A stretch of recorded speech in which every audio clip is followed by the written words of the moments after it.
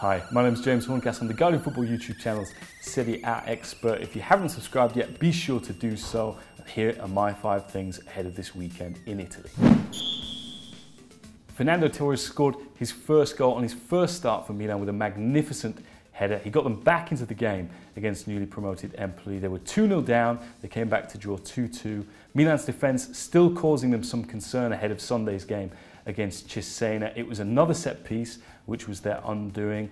Injuries, suspensions, changing centre-back partnerships all have contributed to them letting in 8 goals already this season. It's their worst start at the back for 31 years. Juventus' 3-0 win on Wednesday night against C.F.C. was their 21st in a row at home. That matches the record set by the Grande Torino in 1947 and 1948. Max Allegri made 4 changes to his side. Paul Pogba and Carlos Tevez were left on the bench. Andrea Barzagli and Andrea Pirlo were still out injured, but it was the same outcome, a 5th consecutive win in all competitions and a 5th straight clean sheet. Next up, it's Atalanta in Bergamo. They haven't beaten the champions at home since 2001, and one imagines they won't this weekend either. A player on loan from Juventus, Paolo Di Celli, thought he'd held up their title rivals Roma when he scored an equaliser for Parma at the Tardini, but 3 minutes from the end, Miralem Pjanic stepped up and scored a fantastic free kick to claim maximum points for Roma and keep them stride for stride with Juventus. They play Verona on Saturday night. The Gialloblu were a revelation last year and they've been a revelation this year as well, even though they sold Iturbe to Roma, Romolo to Juventus and Jorginho to Napoli. Andrea Mandolini, the coach, is doing a fantastic job with the players found by the director of sport, Sean Soliano, including the mystery Moldovan Artur Ionita, who scored 2 goals and assisted another in 3 games, so look out for him.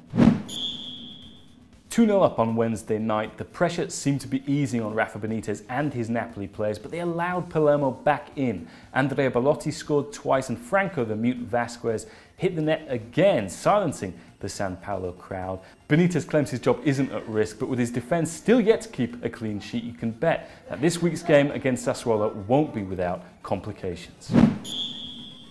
Sunday night sees the first Straccittadina big intercity derby. It's the Derby della Lanterna between Sampdoria and Genoa. You might recall last season, Genoa U-team goalkeeping coach Luca Di Pra going behind enemy lines wearing full camouflage kit to spy on Sampdoria train. He was caught red-handed, but they let him go and Genoa, with his information, won 3-0. Now Samp got their own back later in the season after the appointment of Sinisa Mihajlovic. They won 1-0.